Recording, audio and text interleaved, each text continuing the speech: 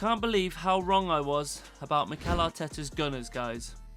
Let's talk about it. So, long story short, a couple of months ago I posted a video about Arsenal and their huge spendings, failures on the biggest stage, and poor mentality against the big dog. To be fair, most of you agreed with me on my takes, including that Arsenal are specialists when it comes to failure, and that it's unbelievable how Arsenal is still failing to win a trophy, or how Arsenal have become way too predictable. So yeah, to get the full sense of what I meant, you can check it out on the Blue Card channel and then come back here where we'll be talking about how the tables have turned at the Emirates Stadium. To be honest, even though you and I seemed to be on the same page back then, now, just a few weeks later, it looks like we were wrong all along. And the crazy thing is, I don't really know where to start. There are so many exciting things going on at the club at the moment, it's almost out of this world. But the first thing that stands out is Arsenal's planning and prioritisation. Look, the one thing that hasn't changed in the last 8 weeks is Arsenal's injury problems. Back then, two key players in Saka and Martinelli were out, whereas now, Arteta has to cope with arguably his best centre-back this season in Gabriel Magalhaes. And the Spanish maestro actually did a good job with Jakub Kiwior against Real Madrid, but more on that later in the video.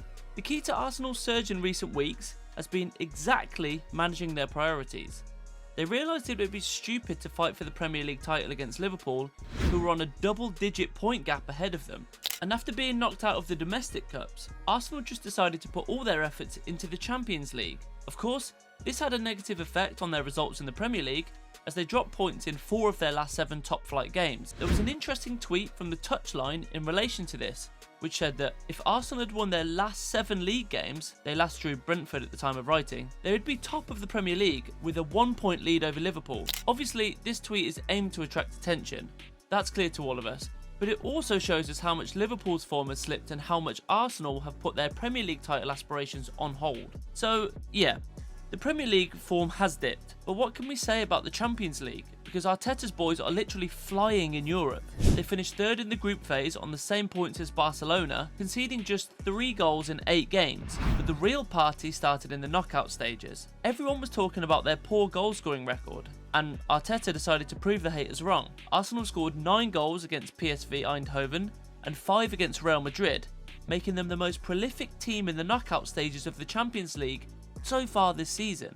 No team has scored 14 goals in the knockout stages, not even Barcelona and PSG, who have become synonymous with scoring a lot with their terrifying trios up front. Even they have scored less than the Gunners. Barcelona currently have 9, 4 against Benfica and 5 against Borussia Dortmund, while PSG have just 6, 1 against Liverpool in the last 16, then 5 against Aston Villa in the quarter-finals. All in all, Arsenal's attacking prowess has put them in 2nd place in the Champions League this season in terms of average goals per game, 2.5, just behind Barcelona, who are on 3.1. But the big question remains, what's the secret behind this attacking efficiency? A key element has been Arteta's tactical flexibility. Traditionally, in a 4-3-3 formation, Arsenal have been able to switch seamlessly to a 4-2-3-1 when required, with Declan Rice and Thomas Partey in a double pivot, Martin Odegaard at number 10, Saka and Martinelli on the flanks, and Mikel Merino as a false 9. This adaptability has been a key factor in their recent success, which culminated in the wins over Real Madrid. At the heart of this system is Declan Rice, whose role has evolved beyond that of a traditional holding midfielder. Rice's ability to break down the opposition and initiate attacks has given Arsenal a dynamic edge in midfield. His partnership with Partey in the middle has been particularly effective, as both were outstanding against Real Madrid, especially in the second leg at the Bernabeu, where it was clear that defensive stability would be the key to Arsenal's eventual success. In fact, Rice finished the game with the 2nd most defensive actions of any player on the pitch, 14, behind only William Saliba, who finished with 17. The Englishman was so effective in defence that he always seemed to be in the right place at the right time, either intercepting or clearing the ball for either Saka or Martinelli. His work in the middle third allowed Arsenal to threaten on the counter-attack throughout the game, but you know what's craziest? That he's also extremely effective in attack, and that was evident a week earlier when he scored his sublime free kicks in London. Why are we saying all this? Because those 8 days between the 2 games against Real Madrid really showed us why Declan Rice is arguably the most all-round midfielder in the world right now. We can talk about it a lot, but does it really matter? I mean, we all have our own opinions, but in terms of all-rounders, only Nicolo Barella, Vitinha and Pedri could be included in such a conversation, apart from Rice of course. And having said that, we've actually mentioned the 4 best midfielders of all the semi-finalists in this year's edition of the Champions League. 4 ballers, 4 absolute maestros in the middle of the park. I personally adore all of them, but you are the one who has to divide them. How would you rank Pedri, Rice, Barella and Vitinha in their current form? Tell us below. Well, the second key to successful Arteta ball is to play 2 wide wingers, or in other words, 2 wingers who can stretch the pitch as much as possible. And it's safe to say that this is essential for Arsenal at the moment. Of course, we're talking about Saka and Martinelli. Yes, they're already very important for the Gunners, and we can of course mention the most obvious fact about them. They were the ones who scored the 2 vital goals at the Bernabeu. But the truth is that goals are not everything. The interesting thing about Saka and Martinelli is that they play their best football when the other is also on the pitch on the opposite flank. I don't know if you've noticed, but think about it. They're both very agile, quick and direct, but the best thing about them is that they're always in sync.